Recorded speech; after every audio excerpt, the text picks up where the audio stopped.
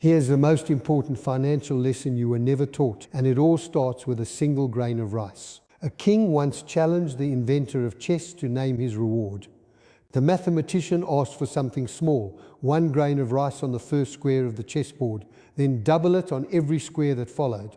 The king laughed. It sounded insignificant, but by the 32nd square the pile had grown into millions. By the 64th square it was more than the entire kingdom could produce. That is how wealth really works, through the power of compounding, quiet at first, then suddenly it accelerates.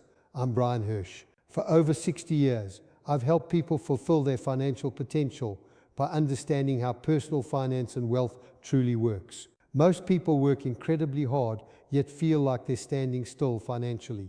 It's not because they're doing anything wrong. It's because no one ever showed them how to invest properly.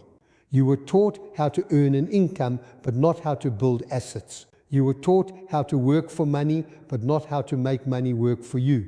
We've created a free calculator to help you discover your financial freedom number, the amount of assets you need to cover your lifestyle expenses so you never have to work out of necessity again.